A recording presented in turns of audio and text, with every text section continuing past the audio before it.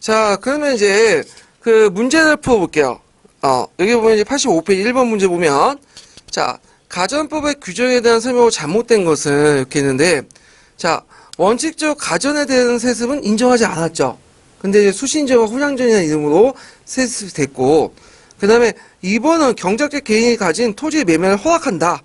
요거는 좀 잘못된 거. 이건 어디 지역에? 경기도 지역에 한정돼서 경작자의 개인이 가지고 있는 토지는 매매를 허락한 게 아니라 규제를 냈죠.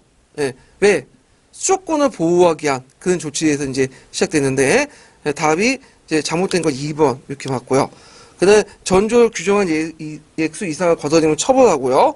그 다음에 남조를 금지시켰죠. 그리고 분급한 토지는 직무의 복무의 대가는 지급하는 가전적 성격을 갖고 있다. 그래서 답이 2번이라는 거. 근데 주의할 건 전국적인 토지가 아니에요. 경기도 지역에 있는 토지야. 그래서 이때 경기도 안에서만 사전이 주어졌는데, 요때 이제 경기도가 원래 있었던 지역이 아니라 사전이 주어진 지역이 경기도가 된 거예요. 오늘날. 그래서 그때 이제 9년을 재편을 했는데, 여러분들 평택 아시죠? 평택 원래 경기도에 있었던 당이 아니라 양강도 있는 지역이었거든요. 충청도. 그런데 이제 거기에 그 평택이 사전 조정하는 과정에서 경기도 편입을 됐어. 이런 식으로 이제 있고. 그 다음에 이제 2번 같은 경우에는 고려의 전시가 조선 가전법은 고려에 수초권을 준 거죠. 그러니까 이제 소유권을 준 게 아니라 토지를 이제 세금을 거둘 수 있는 징수권을 준 건데, 그래서 분급하여 관료의 봉사에 대한 반대 국부를 시연하였다. 이를 토대로 다음 문음에 답하시오. 자, 여기 보면 이제 전시가와 가전법 제재 수용권 분급에 의해 이렇게 있는데, 요거는 이제 어떻게 이제 써야 되냐? 그 당시 수조권이라는 자체가 그 국왕에 대한 충성의 반대 국부로 지급했고, 그 다음에 이제 이런 과정에서 이제 어떤 일시적인 인신 지배적인 성격을 한시로 허용했지만 결국에 왕권을 강화시키려고 했다. 그래서 종전의 어떤 고대 인두세적 어떤 특징에서 인신 지배 체제의 수치에서 전토를 기준으로 한 수치를 바뀌었다. 예, 요런 식으로 이제 쭉 쓰시면 될 것 같아요. 근데 주의할 것은 소유권을 부정한 건 아니라 수조권을 인정했고, 그다음 왕토 사상에 입각해서 했다. 이런 말도 쭉 쓰시면 되는데, 요 부분은 제가 이제 내용은 있긴 있는데 요 부분은 못 찾았어요. 수조권 분급의 의의를. 예, 그래서 한번 나중에 더 찾아볼게요. 그래서 요거는 이런 문제는 안 나올 것 같긴 하는데, 이게 이제 한국박지 그 답안만 바탕으로 했거든요. 그래서 나중에 제가 한번 9편에서 문제 낸 것 같은데, 한번 9편을 또 열심히 발굴을 해가지고 최선의 답안을 한번 제시를 해볼게요. 예, 이 정도 좀 참조를 해주시고, 그 다음에 이제 가전법 붕괴 이후에 양반들 관련 토지 경영 방식, 이건 명확하죠? 뭐 방식이죠? 가전법이 붕괴되면서 이제는 양반의 토지의 어떤 소유욕이 강화되면서 농장제가 확대되죠. 예, 그래서 그때 대표적인 농장제 형태가 뭐예요?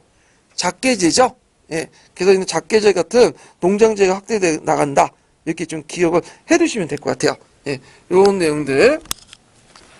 작계제와 관련된 내용은 이제, 다른 부분에서 작계제 기출문제 분석 잘 해놨거든요.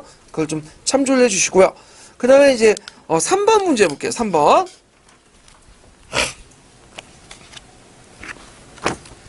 자, 3번 문제는 이제 쭉 보면, 가와 다시기 때 있었던 사실 옳지 않은 것은 이렇게 있는데, 자, 일단은 1270년에 원종 11년이죠. 개경한도가 있고, 그 다음에 중간 사이에 1388년 사이에 이제 위화도 해군 우왕 때 얘기죠. 우왕 14년. 그 다음에 가전법 공포 공양 3년. 지천법은 세조 때 실시했죠. 자, 그러면 중간에 이제 하나하나 보죠. 자, 가는 부족한 녹봉을 보충하기 위해서 무관대에게 녹가전을 지급했다. 네, 맞죠? 원종 12년에 녹가전을 실시했죠. 그래서 건문세족들이 농장이 확대되니까 이 당시 신진 관료들에게 개성 일대의 그 경기 파원 지역을 줬죠. 예. 자, 그 다음에 이제 나는 사전개혁을 전제로 6도의 양전 사업을 실시했다. 예, 요것도 맞아요. 그래서 이제 먼저 뭐가 필요해요? 개혁하려면 토지가 누구한테 소유했는지 알아야 되겠죠. 그래서 양전 사업을 실시했다. 이런 것도 기억을 해두시고요. 그 다음에 이제 나는 이제 그 시기 때 각도의 장관인 암령사를 권한이 강화돼서 도가차 추처사가 바뀌었죠. 그래서 이 도가차 추처사는 그 원래는 고조 초기 때 오두에 파견했던 그 안찰사에서 나온 거죠. 그래서 이 안찰사 권한이 이제 강해지면서 도가차 추처사가 되고, 이 도가차 추처사 조선시대 때 뭐가 된 거예요? 간찰사가 된 거잖아요. 그래서 그 가독이 때 있었던 그 간직 명칭이죠. 그래서 이것도 그 통론만 좀 읽어보면 다 나와 있어요. 예. 그 다음에 이제 4번을 보면, 요게 이제 그 8개월마다 작정 한 명씩 요역에 동원하는 8개월 작부제를 실시했다. 그래서 이제 여기 8개월마다 장정을 한 명씩 요역에 동원하는 제도는 무슨 제도예요, 이거는? 이건 성종 때 실시한 제도야. 성종 때. 예. 그래서 이제 그 있는데, 그 8개월마다 이제 장정을 한 명씩 동원하는 제도가 좀 구분해야 되는데, 잠깐만요. 요게 이제 8개월 작부제 자체는 성종 때 실시했고요. 그 다음에 이제 8개월마다 한 부씩 그 동원하는 체계는 8개월출 일부 제도예요. 이것도 성종 때 실시했는데 좀 제도가 달라요. 예. 그래서 8개월출 일부 제도는 그 요역과 관련된 거고, 그 다음에 그 옆에 8개월 작부제는 뭐와 관련된 거죠? 세금 징수 제도죠. 그러니까 약간 착각하면 똑같은 제도라고 볼 수가 있어. 다른 거야. 그래서 이건 연관관계가 없고, 그래서 일단은 시기적으로 맞지가 않죠. 이거는 성종 때 실시했으니까, 요거는 그 직전법 이후죠. 그러니까 다 이후니까 뭐 이래나 저나 이제 뭐냐면 상관없지만 일단은 잘 보셔야 돼. 요 앞부분은 897 일부제, 뒷부분은 897 일부제, 897 일부제가 아니라 89 작부제잖아요. 다른 거예요. 내용하고 그 명칭이 달라. 자, 그 다음에 그 다는 이제 지방에 거주하는 그 한란관들에게 그 본전의 다수에 따라서 군전의 식재록은 5개월 분개했다. 맞죠? 이건 어디에 나와 있냐면 고조사에 나와요. 요때 본전은 뭐죠? 소유권만이에요. 그 예전에 본전은 뭐죠? 소유권 외에도 사전에 가산화된 부분과 강탈된 토지까지 이제 본전했는데 뭐만 인정해줬다? 소유권. 그래서 이제 그 군전의 의미 중에 하나가 뭐냐면 소유권의 인정이 있어요. 근데 이때 소유권의 인정이라는 건 군전이 소유권을 줬다는 게 아니라 본전 자체가 뭐냐면 소유권이라는 걸 인정했다. 그래서 요게 군전은 뭘 지급한 거죠? 수조권을 지급했지만 실제로 자기 토지에 지급했기 때문에 면세전을 설정한 거야. 면세전을. 그래서 이제 요런 걸 좀 기억을 해두시면 될 것 같아요. 자, 그 다음에 이제 4번 문제 볼게요. 4번도 이제 좀 약간 좀 거시적인 문제인데, 자, 여기 보면 이제 기획의 조치에 취해진 배경을 쓰고, 그로부터 대한제국 시기의 성립 이전까지 전세 수치 방식의 변화 양상을 쓰시오. 그리고 가에 밝힌 입장에 따라서 통관부 시기부터 1910년대까지 시행된 정책의 추이를 쓰고 나 입장을 정책 비판, 이런 문제는 안 나오죠. 예, 이건 전체적인 그 조선시대부터 그 통관부 시기까지 해갖고 총독부까지 뭐예요? 그냥 토지조사 관련된 내용을 다 쓰라는 거 아니야. 예. 그래도 이제 이거 쓰면 참 힘들 텐데, 일단은 그 제가 이제 거시적으로 이제 좀 볼 때 이제 관련된 내용을 거기 251페이지 본문 내용에 지금 정근대 시대 지세제도 한번 정리를 해놨고, 그 다음에 그 기역의 밑에 이제 세종시대 때 공법을 실시한 내용이죠. 공법을 왜 실시했어? 일단 전세를 고정화시키게 한 거죠. 예전에는 그 풍년 따라 왔다 갔다 하다 보니까 이 세금 제도도 제대로 뭐냐면 정비할 수도 없고 그런 것도 이제 문제점이 있었죠. 그래서 이런 것들 개선하기 위해서 한 거다. 그래서 요 내용을 제가 다 언급하기는 힘들어. 그래서 요거는 그 제가 이제 예상 답안에 자세히 적어놨으니까 요거 보고 전반적 추세만 보고 개별적 문제 나올 때 아마 개별적인 것을 하나하나 떼가지고 나올 거예요. 공법이니 영정법이니 이렇게 나오지 뭐 이런 식의 문제는 이제 더 이상 안 나온다는 거죠. 그래서 최근에 나왔던 것이 뭐와 관련된 부분이죠? 공법이죠? 네, 공법. 자, 그러면 이제 뒤에 넘어가서 이제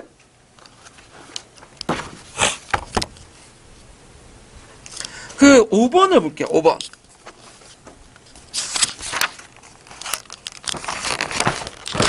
자, 세종 26년에 공법의 실시한 목적. 자, 답헌손 시대 폐해단을 시정하게 되죠. 답헌손 시대 이제 뭐냐면 상당히 뭐냐면 주관적이기 때문에 관리의 부정부패가 많고 이것을 시정하고 그다음에 정액세제 그래서 공법을 시해서 정액세제를 이제 실시하기 위해서 이제 한 거고요.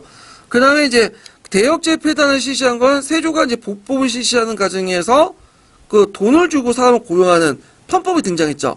그래서 이것을 이제 막기 위해서 뭘 실시한 거예요? 군족수포제를 실시한 거죠. 그다음 곡물 대납의 부정시패, 부정시정은 이건 뭐예요? 방납이 행해지면서 유민들이 많이 발생을 하고 그래서 이런 것들을 시정하게 한 거고 영정가율법은 뭐와 관련된 거죠?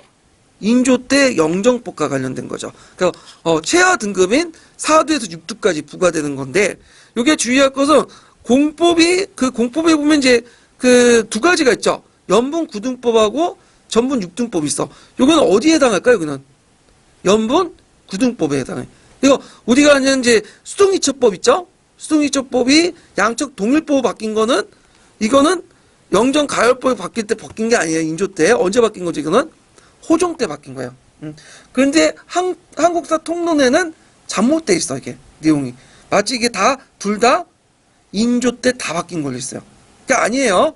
영정법은 연분 9등법을 여기에서 개선된 거고 그 다음에 그 전분 6등법을 개선한 거는 측정 방법에서 아까 얘기한 것처럼 그 수동 이처법에서 그 양측 동일법 바뀐 거예요. 이건 호종 때 그 이후에 얘기예요. 자, 그 다음에 이제 6번 문제 볼게요. 이건 조선 전기 때 전반적인 수치제도에 관련된 내용인데, 자, 여기 요역은 이제 성종 때 영민식이 확립됐죠. 그래서 영민식은 세종 때 개정법의 시행세칙이라고 볼 수 있는데, 그래갖고 이제 그 8열당 1부씩 8굴주 1부제를 실시했다. 그래서 요역을 동원할 때 성인 남자를 기준할 것이냐, 그 다음에 토지의 결수를 기준할 것이냐 해갖고 개정법, 개전법 이렇게 논쟁이 있었는데 결국 세종 때 개전법을 했고 결국에는 이제 그 토지의 결수에 따라서 인력을 동원하는 8굴주 1부 제도가 확립된 거예요. 자, 그 다음에 2번은 보인이던 조역가를 정군의 방구수포제 형성이 확대되면서 점차 예액수가 증가되었다. 자, 요것도 맞죠? 그래서 그런 방구수포제의 여러 문제점 이런 것 때문에 이제 뒤에 그런 이제 군적 수포제 이런 것들이 이제 실시됐는데 그래서 이런 내용들 좀 보시면 되고 그다음 3번 같은 경우에는 허물 납부했던 공무는 호구의 다가에 따라 점차 토지의 다가의 기준으로 바뀌었다. 이거 맞죠? 그래서 보통 이제 5호등제를 실시했어요. 조선시대 전기 때는. 그래서 5호등제는 이제 그 실시해갖고 그 당시 그 뭐냐면 5호등에 따라서 하는데 이 호등의 기준이 그 뭐냐면 원래는 인정이었는데 뭘로 바뀌었죠? 토지 결수 바뀌어. 예. 그래갖고 이제 실시했다. 그래서 이 공납제도하고 요역제도가 서로 연결된 거 아시죠?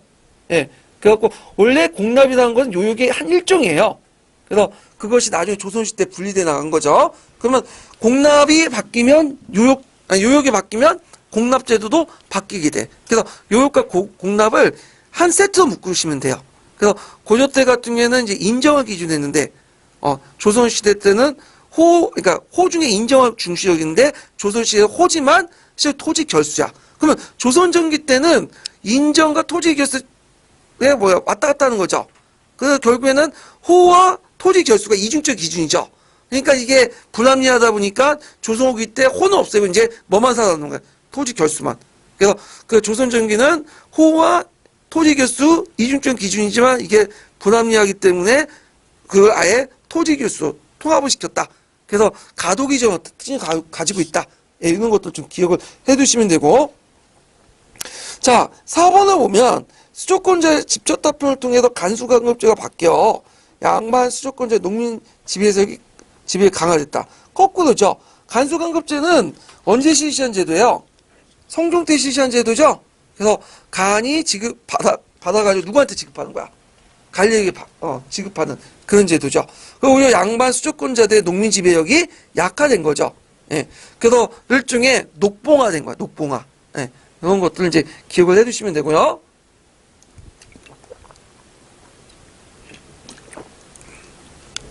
자, 그 다음에 7번을 볼게요. 조선 후기 정부가 대동법을 실시한 근본 의도는 자, 여기 상품화폐 경제를 촉진시키기 위해서 그 다음에 뭐 지방가청의 재정을 충실하겠는데, 일단, 이거는 뭐 파생적인 거나 결과와 관련된 내용이고요. 3번이죠. 농민들의 유망을 막기 위한 거죠. 박나라 폐단을 막기 위한 거죠. 네, 이런 것들을 쓰시면 되고, 상품화폐 경제를 촉진시킨 건 의도하진 않았어요, 이거는. 네, 근데 그렇게 된 거고, 결과적인 측면에서. 그 다음에 지방간청의 재정을 충실한 건 이제 부수적인 측면이죠. 그래서 유치미와 상당미를 둬서 유치미를 지방간청에 수속했는데, 나중에 유치미와 상당미 비율 중에 어떻게 높아져? 상당미 비율이 높아지면서 지방간청이 그 재정이 고갈되니까 어떻게 돼요? 또 가전주고 잡세가 이제 등장하게 되고, 그다음에 조세 급납화도 이건 의도하지 않는 결과예요. 처음부터 의도했던 건 아니죠. 예, 그래서 이제 이건 의도하지 않은 결과로 이렇게 쓰시면 되고, 원래 근본 의도는 3번이다. 이렇게 이제 보시면 되겠죠. 자, 8번은 이제 계산 문제인데, 제가 이제 수학이 약하다 보니까, 근데 이게 수학이 아니라 다행히 뭐예요, 이거는. 이거는 산수인데, 자, 한번 이제, 계산을 해볼게요. 계산기 두드려 되는데, 자, 18세기 후반에 정남 5명과 2개의 토지를 소유한 그 농민호의 호주가 연간 부담해야 할 법적 조세용. 이거는 실제 걷는 게 아니라 법률적으로 이게 조세액이 이제 있는 거, 결정된 거죠. 자, 그러면 이제 일단은 그 세목별로 이제 좀 볼 필요가 있죠. 대동법은 1결당 몇 두 걷죠? 12두 걷죠. 예. 저는 전세는 4두에서 6두지만 그냥 채 4두도 보고요. 그다음 결작, 군역 관련된 내용 있죠? 1결당 2두. 그 다음에 군역법은 1인당 뭐예요? 1결 되죠. 그러면 일단 정남 5명이면 일단 몇 피겠어요? 군피 5피 되죠. 그 다음에 이제 그 정남 5명이고 토지를 기준으로 해서 거두면 계산을 해보면 12두, 그 다음에 4두, 그 다음 2두를 곱하기 2를 하니까 36도가 떨어져. 예. 그래서 답이 1번이 되겠죠. 근데 실제로는 이렇게 걷었을까요? 더 많이 걷었다 보시면 돼요. 플러스 알파. 그래서 법정에 때도 걷었으면 밀란이 안 일어나지. 그래서 실제로 더 많이 걷었기 때문에. 그래서 조선시대 때 밀란과 그 후에 이제 구한말 때 동학농민운동 요구도 보면 법정에도 법대로 하자는 거죠. 예. 근데 법대로 안 되기 때문에, 원칙대로 안 되기 때문에 이제 밀란의 원인이 됐던 거죠. 자, 그래서 이제 8번은 1번이고, 그 다음에 9번을 넘어요, 9번. 자, 보기에는 조선 후기 때 개편된 조세제도에 대한 설명이다. 옳은 것을 모두 고른 것은. 자, 이거는 이제 그 기억을 보면, 대동법 군역법의 시행은 부세의 토지 집중의 경향을 의미한다. 맞죠? 그래서 조선 후기의 세제 제도의 특징을 보면 세 가지가 있는데, 총액제, 공동납제, 도교라예요. 예. 그래서 그 중에 하나가 이제 세금을 그러니까 세금을 토지에 걷는 건데, 이거는 뭐 청나라 때도 마찬가지, 지정음제나, 이게 토지에 이제 집중해서 걷는 제도인데, 이거는 이제 조선 후기 때 이제 뭐냐면 사회적인 어떤 변동이 크다 보니까 인구 이동이 많고, 유인도 많이 발생하고, 그러니까 정부 시점일 때는 그냥 정부가 원하는 액수를 거두려면 제일 안정방이 뭐예요? 도결이죠? 사람은 도망가기 편하지만 땅은 도망가지 않잖아. 그러니까 세금을 이제 도교로 걷는. 그래서 나중에 19세기 들어가면 도교에 입각해갖고 뭐냐면 총 액수를 돈으로 걷는 세금법을 결가라고 하죠. 결가 들어보셨죠? 예. 그래서 있고, 그 다음에 이제 정액제, 총액제를 실시했죠. 그래서 총액제를 하다 보니까 항청사의 내부 갈등이 심했고, 그래서 이제 그 총액제에서 양반들도 원래 세금은 군역은 안 내야 되는데, 알게 모르게 내게 되니까, 그에 대한 반대로 이제 뭐냐면 항정 같은 것들이 실시했고, 이런 것도 있고, 그 다음에 이제 19세 도조와 도교라는 형상은 중세 수치의 붕괴죠. 예. 그래서 약탈의 의미도 있지만 그 토지들 예전에는 인두세 위주죠. 근데 점점 어디에 걷는다? 인두세적 어떤 요소가 없어지고 토지의 도교로 하니까 근세적 의미가 있다. 그래서 이제 조세의 발전 과정에서는 참 바람직한 형상들이다. 이렇게 이제 볼 수가 있는데, 그러면 답은 다 기흥, 니은, 디귿이에요. 이거는요. 예. 그래서 이제 있고 10번을 볼게요. 10번.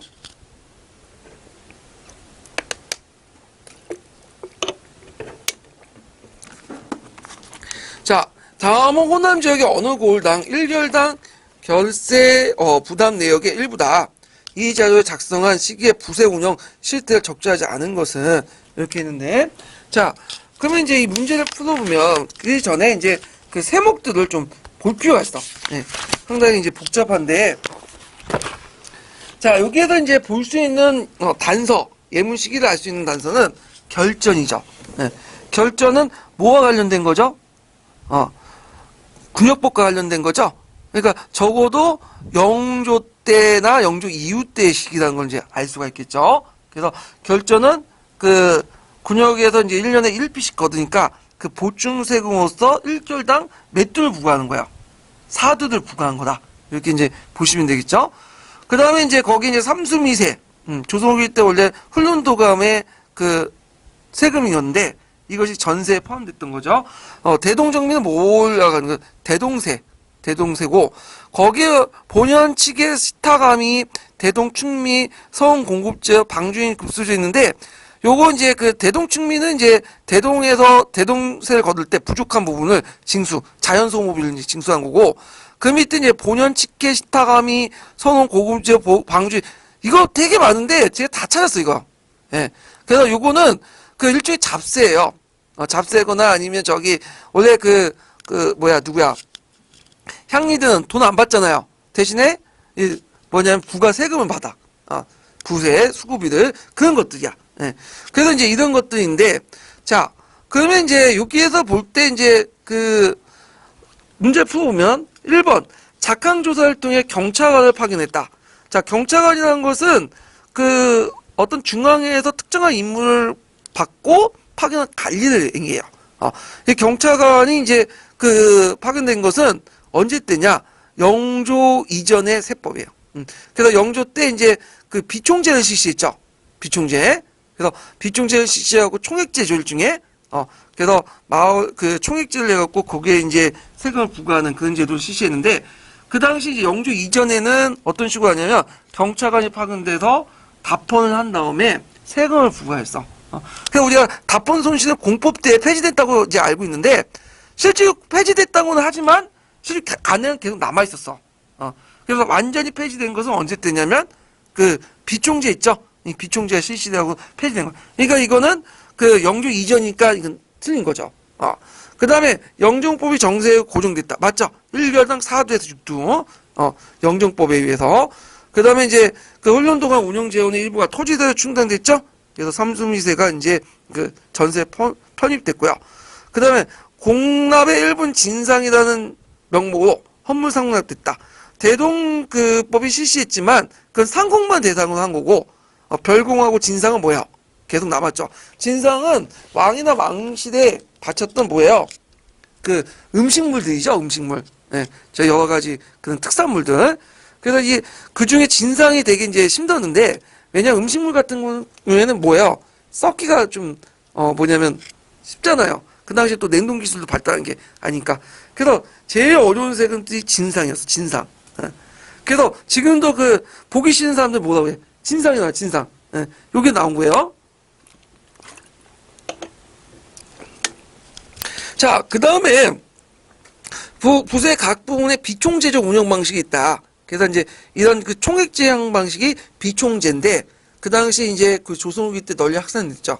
그래서 이제 군총제, 비총제, 한총제 이렇게 실시했잖아요. 근데 주의할 것은 군총제 있죠. 군총제는 조선 후기 때부터 시작된 건 아니에요. 조선 전기 때부터 있었어요. 이 군총제는. 예. 그래서 이제 이런 거 있고 나머지 비총제나 한총제 같은 경우에는 조선 후기 때 총액제가 이제 확산됐다. 그래서 조선 후기 때 이제 세금 제도는 세 가지로 이제 나눠볼 수 있죠. 뭐야? 그 총액제, 그 다음에 도교라, 그 다음에 공동납제 이렇게 이제 보고 총액제와 공동납제는 다르다고 했어요. 총액제는 중앙정부에서 총액수를 부과하는 거고 세금에 공동납제는 뭐야? 세금 납부할 때 연대 책임을 부과하는 거야. 이거 좀 개념을 헷갈리신 분들 좀 있더라고요. 다른 거예요, 그러면. 자, 그래서 이제 이런 것들을 이제 볼 수 있고, 자, 조선의 경제 변화, 이렇게 뒤에, 좀 보면, 여기 11번 문제 풀어야겠네요. 네, 11번, 여기 있는데, 이거는 16년도에 나왔던 건데, 자, 이거는 뭐와 관련된 거죠? 요거는 그 당시 공법과 관련된 부분이죠. 그래서 이제, 요거 예전에 기출에 대한 것을 좀 응용해서 낸 거예요. 그래서 이제 거기 문제 풀어보면 자, 그 가와 나에 들어갈 말을 순서대로 쓰고 나의 중요한 내용을 두 가지 쓰시오. 이렇게 했거든요. 자, 그 가는 누구냐? 답헌손시법 이렇게 쓰시면 돼요. 예. 그래서 답헌손시법 그게 이제 간답헌하고 그 다음에 이제 하나가 또 뭐죠? 간답헌하고 그 다음 전주답헌 이렇게 있죠. 그래서 공조는 강답헌, 그 다음 간이 걸리고 간이 답헌하고 그 다음에 전주가 걷는 건 전주답헌이라고 하죠. 근데 이제 그 이 전주답헌은 여러 가지 문제가 있기 때문에 집회를 거듭했다가 결국엔 세종 때 완전히 폐지됐어요. 그래서 요 당시에는 뭐만 남았냐? 간답헌만 남았는데 그다음 간답헌이 뭐라고 보시면 되면 그냥 답헌손시다 보시면 돼요. 동일하게. 자, 그래서 이제 여기에서 1차 책임자 수정이지만 또 와가지고 뭐 전답을 조사할 수 있으면 풍간에 임명하고 등등등 쭉 있는데 여기에 이런 답헌손시의 문제점을 해결하기 위해서 곤초놓은 게 뭐야? 공법이죠. 그럼 뭘 쓰는 거야? 공법의 주요 내용을 쓰는 거야. 공법 쓰고. 그래서 공법의 주요 내용 같은 경우에는 이제 뭘 써야 되냐? 일단 경무법을 폐지하고 뭘 실시했다? 결부제를 환원했다. 원래 이제 조선 초기 때 잠깐 경무법을 실시했고 그러다가 다시 결부제도 환원. 경무법은 뭐예요? 예? 절대 면적이고 결부제는 생산량이죠. 예. 그래서 초창기 때 공법을 만들 때는 어떤 생각을 갖고 있었냐면 경무법을 실시하려고 했어요. 경무법이 간단하잖아. 그래갖고 이제 이걸 초안을 만들어가지고 여론조사를 했어. 그 밑에 여론조사 있죠? 여론조사 했는데 한경도나 평안도 중에서 반대가 심한 거야. 하산도에서는 대규모 환영하고. 왜 그럴까요? 한경도는 뭐냐면 땅은 넓은데 토지는 적죠. 아니, 그 땅은 넓은데 인구는 적고 그 토지 생산이 낮잖아. 근데 그 하산도 지역 같은 경우에는 토지는 상대적으로 적지만 그 생산량은 많죠. 그러면 경무법을 실시할 경우에는 누가 유리하겠어? 하산도가 유리하고 그다음 이에 반해서 한경도 평안도 지역 불리하죠. 그러니까 한경도 평안도 지역이 너무 반발이 크니까 안 되겠다 해갖고 그냥 결부제 한 거야. 그 다음에 두 번째로는 그 전문 6등법, 연문 9등법 내용 있죠. 그걸 이제 서술하시면 되고 수조율을 10분의 1에서 20분의 1로 조절했지만 실제 의미는 없어요. 왜냐하면 그 당시에는 이제 그 뭐냐면 최하 등급을 매겼어. 예, 보통 1등급에서 3등급과 전품을 매겼는데 이게 전품 매기가 좀 그게 뭐냐면 평가가 좀 힘들어갖고 거의 3품이었거든요. 근데 이때 1등품에서 그 전품이 6등분이 늘어났잖아요. 6품이. 근데 이 과정에서 자기 원래 3품에서 2, 3품을 더 건너뛰었어. 그러니까 실제로 20분의 1을 감소해도 실제로 뭐야? 더 비슷하거나 더 늘어난 거야. 세금이. 그 다음에 이제 그 진앙전과 재상전, 그러니까 이제 놀고 먹는 토지와 그 다음 재해들이면 감명부정, 좀 엄격히 뒀어요. 그런 식으로 이제 했고. 그래서 이제 이런 내용들을 이제 했지만 실제적으로 이게 제대로 됐냐? 이게 좀 안 되긴 했어요. 그래서 이게 공법도 우리가 대동법 100년 동안 실시했다고 했죠? 공법도 한 번에 다 실시한 게 아니라 40년 동안 실시했어. 40년 동안. 그리고 이 공법 안에는 여기는 안 적혀있지만 뭐가 있냐면 답헌손실 폐지도 있거든요. 원칙 답헌손실 폐지야. 근데 답헌손실이 폐지됐어 안 돼요. 간행적 계속 남았어. 그래서 완전히 폐지된 것은 언제 때 넘어가서냐면 비총재 있죠. 그때 넘어가. 그래서 완벽하게 뭐 실시하려고 했지만 좀 힘들었다. 이렇게 좀 기억을 해두시면 될 것 같아요. 예. 그래서 이제 그 자세한 내용을 제가 그 밑에 그 3편 내용에 실어놨으니까 좀 파악을 해두시고 잠깐 261페이지에 보면 그 정근대 시대 때, 조선 시대 때는, 정근대 시대 때 이제 그 조세제도와 관련된 내용들 쭉 정리해놨어요. 그래서 조세제도 거둘 때 토지의 비육도나 한 해 풍년에 따라서 걷는데 이런 것들의 이제 그 내용들을 쭉 정리를 했거든요. 그래서 이런 것들 쭉 보시면 되고 거기에 전문 6등법 쭉 보시면 되고 조선후기 때 이제 전문 6등법의 호정 때 그 양적 동일법 이렇게 이제 바뀌었고 그다음에 이제 그 영종법 때 이제 그 1결당 4두 답헌손실법을 했다가 영조 때 그 비총재 실시하면서 답헌손실 없어졌다. 물론 없어졌다고 하지만 이제 거의 없어졌다 보시면 돼요. 예, 이런 식으로 해갖고 쭉 해갖고 정리를 했거든요. 그래서 요거 보시고 정리를 좀 해주시면 되고요. 그다음 일제시대 때는 결부제가 폐지되죠. 이제 뭘 기준으로 한 거죠? 지가 중심. 예, 이거는 메이지의 지조법에 영향을 받았다. 이렇게 이제 기억을 해주시면 되겠죠. 오히려 지가가 더 편해요. 왜냐하면 생산량은 한 해마다 이게 왔다 갔다 하죠. 지가는 뭐야? 크게 변동이 없잖아. 그러니까 지가를 가지고 지세를 걷어가지고 뭐냐면 예산을 편성하는데 안정적으로 예산을 편성할 수 있죠. 그래서 이런 지가 기준이 편하다. 이런 것들 좀 기억을 해두시면 돼요. 자, 그 다음에 조성욱의 경제 변화 있는데 요거는 좀 이제 다음 시간 할게요. 예, 오늘 수고하셨습니다.